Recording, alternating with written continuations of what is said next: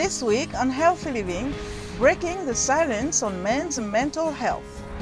Men in Kenya face the challenges of mental health stigma, and viewers share their thoughts on how cultural norms influence their approach to mental wellness.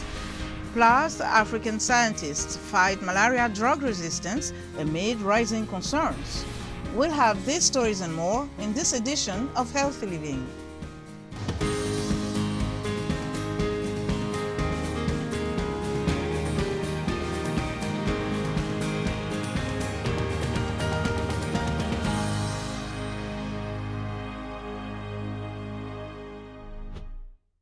Hello, I'm Linoch Mudu. Thank you for joining us for another edition of Healthy Living. Mental disorders affect men and women worldwide. According to the World Health Organization, people who face adversity and circumstances such as violence and poverty are at high risk of developing mental health conditions, including depression, anxiety, and stress. Medical experts say men and women can develop most of the same mental disorders and conditions, but men are less likely to seek help compared to women. Societal expectations and traditional notions of masculinity often discourage men from accessing mental health support. Mental health remains a topic shrouded in silence, carrying a stigma on men in African societies. Juma Majonga reports from Nairobi how negative perceptions on mental health disorders are affecting the war on mental health illnesses in Africa. Nairobi businessman Stephen Odhiambo Oluoch says his mental health struggle, compounded with feelings of loneliness during his university days, led him to drug addiction. The father of two recalls how his heroin addiction led him to drop out of college and brought him near suicide. Got me to a point where the risk of death is no longer weighty.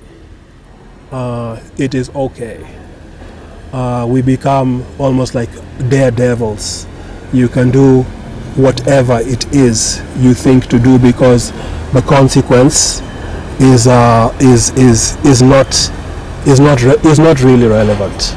The World Health Organization defines mental health as a state of mental well-being that enables people to cope with life stressors, realize their abilities, learn well and work well, and contribute to their community. Dr. Frank Njenga, one of Kenya's leading psychiatrists, says men's mental health is in dire state the world over. He says one of the factors that makes men vulnerable to mental health issues is that they tend not to express their feelings as openly as women do. Dr. Njenga says the problem is even bigger in Africa. Culturally, our sisters and mothers are allowed, nay, encouraged to speak out their thoughts and feelings. Men, on the other hand, are discouraged to show what society calls their weakness. And therefore, when the pain of anxiety, when the pain of depression, when the pain of just being a human being comes onto you, our society tells you, you're a man, don't show it, bottle it up. And bottle it up, of course, means take alcohol, take drugs, and so on. Stigma around mental health illnesses is still a challenge, especially in Africa. It's our culture that needs to allow men to openly describe, number one, acknowledge the feelings particularly of depression and weakness, but secondly, and perhaps more equally, to go out and seek help. Statistics show that men are less likely than women to seek support from mental health providers and are 4 times as likely to die by suicide compared to females who suffer from mental health disorders.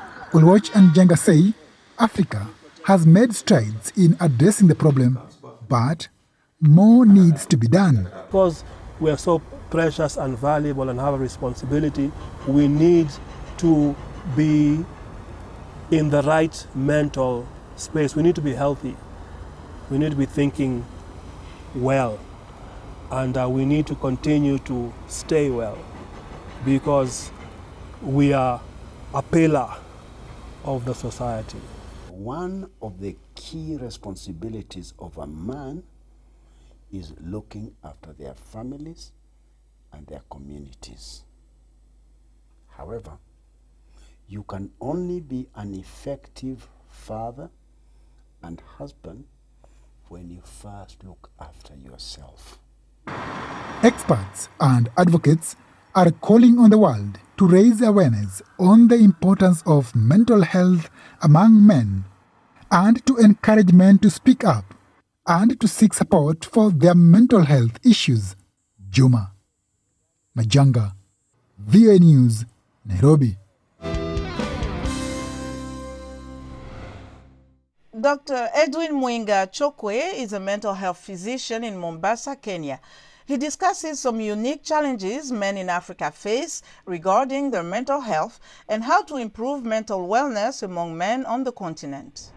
Within the brain, there is a nervous system, the circadian rhythm, which is affected. If the circadian rhythm is affected, is this the rhythm that controls our lives? This is the system that controls your waking up, your motivation, your sleeping, your appetite. Any change in this direction could be pointing to a mental disorder. There is also the issue of irritability, poor relationship, maybe with the spouse, poor relationship with the workplace. They cannot meet the targets at the workplace. And if it is a school, of course, they are not able to, the performance comes down. And the problem is that when these changes come, people around may not understand that they're actually having a mental issue. And they may think that the person is acting and is being unruly, and therefore they may be punished, or somebody may not understand. It's very important to understand if there is a change in a worker or in a spouse, in the daily routine, consider first there could be some mental distress somewhere which is affecting that person. And that is the danger, the greatest danger is that the man feels that is a weakness. We are still lagging behind in a lot of these mental health interventions, because what is needed is to put these people together in groups so that they can learn to share and also introduce other aspects of life like sports, like discussions, seminars, workshops, and so on. I think there's an element we call community health, community psychiatry, which is also weak. It's poor because we need community psychiatric workers, we need social workers, we need occupational therapists. These are people who are able to teach the patients activities, and through those activities they can alleviate their mental health. How aware are men about caring for their mental health, and what role do cultural expectations play in men's mental wellness? Here are some reactions from Nigeria. Many men are not aware of their mental health. There's no doubt about that. And there are several factors that are responsible for it. Men are breadwinners in their various houses, so the hustling and bustling of life do not allow people to really take care of their overall health, but more importantly, their mental health. The issue of mental health at a particular level, the level of awareness is not much. Because the people concerned, they have not been going out to do the main sensitization that is supposed to take place. So most of us, we don't have the knowledge about our mental health.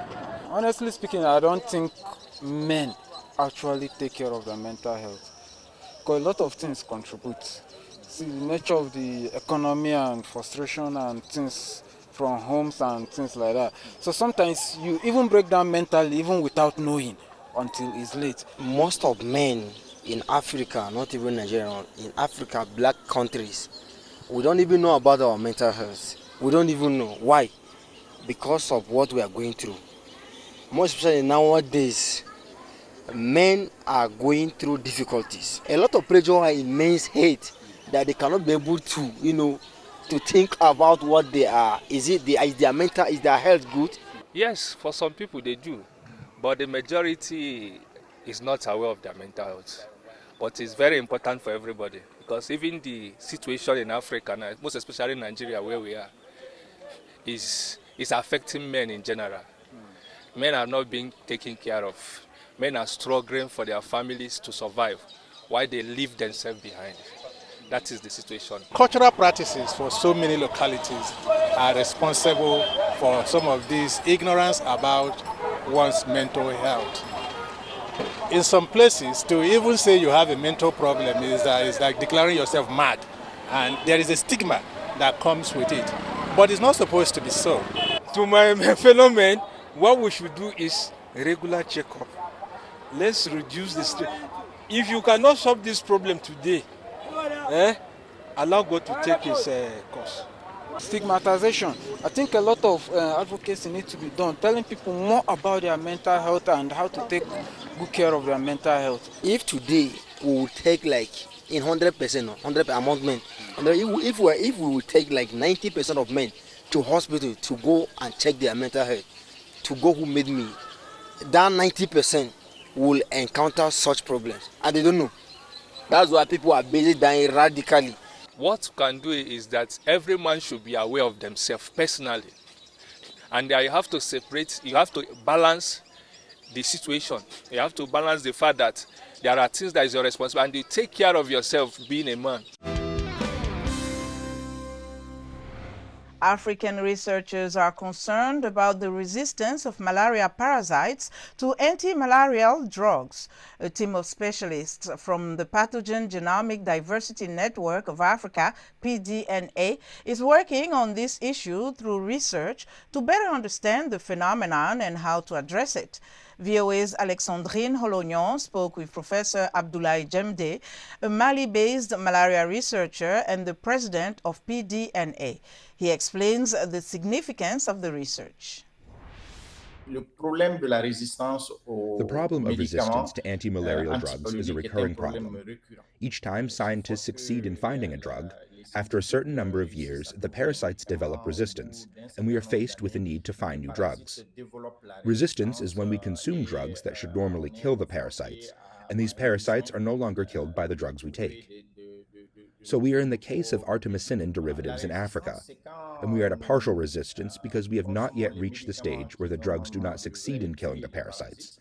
What is happening now is that the time that the drug takes to kill the parasites is being prolonged, which is called partial resistance. But if we do not act now, we risk having full resistance. Where the drug is not used, the cases of death will increase, and the international community, along with the health and scientific authorities, must find solutions to avoid this. Surveillance work must be carried out so that we can know the extent of the problems. For the moment, confirmed cases are in Rwanda, Uganda, Tanzania, and in the Horn of Africa. We have Ethiopia and parts of Sudan. We must now carry out surveillance studies in other countries to know the extent of the problem, and we must ensure that the tools we have in the fight against malaria are deployed efficiently and comprehensively. That is to say that even the most remote populations can be covered by the tools we have. In particular, mosquito nets, rapid diagnostic tests, treatment with artemisinin-based combination therapies for uncomplicated malaria, or the use of intravenous Artis unit for severe cases, indoor spraying, vaccination, all tools that must be deployed wherever the need arises to counter the problem of artemisinin resistance that is beginning to worry us. That's our show for today. For more health news, wellness tips, and medical breakthroughs, stay connected to Voice of America at voaafrica.com. You can follow me on X at Lenore Mudu. Until next time, stay well and strive to make every day a healthy day.